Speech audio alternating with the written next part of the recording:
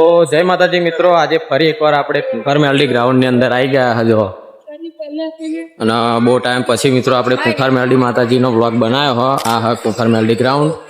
બહુ લાંબા ટાઈમ પછી મિત્રો આવ્યા આપણે અને પબ્લિસિટીની અંદર આ વ્લોગ મેં બનાવ્યો.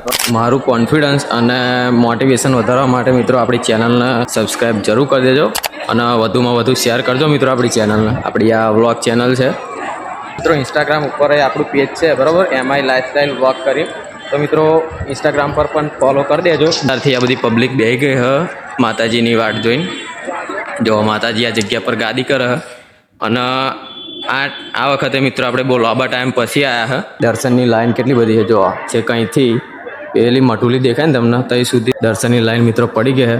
તો તમે વિચાર કરો કે આ પબ્લિક કેટલા ટાઈમથી ઊભું હશે. જો મિત્રો આ તો લાઈન તમને દેખાય છે, એની પેલી બાજુ પણ લાઈન છે જ. એટલે આ એટલું બધું પબ્લિક અહીં આવે દર રવિવારે. જો આ 52 ગજની તજા. અને આ વખત મિત્રો આપણે બહુ લાંબા ટાઈમ પછી આ વિડીયો બનાવ્યો હ ના કુંભાર મેલડી ગ્રાઉન્ડની અંદર આજે આપણે આવ્યા હ. તો હવે મિત્રો વધારે લાંબો વ્લોગ આપણે કરતા નહીં અને વિડીયો તમને ગમ્યું હોય તો મિત્રો લાઈક કરી દેજો, શેર કરજો મિત્રો. આપણી ચેનલને સબસ્ક્રાઈબ જરૂર કરી લેજો. પબ્લિસિટીની અંદર મિત્રો પહેલી વાર આપણે આ વિડીયો બનાવ્યો હ. તો વિડીયો તમને કેવો લાગ્યો કમેન્ટ કરી દેજો. ચેનલને વધુમાં વધુ સબસ્ક્રાઈબ કરજો. તો ચાલો મિત્રો મળીએ નવા વ્લોગમાં. જય માતાજી.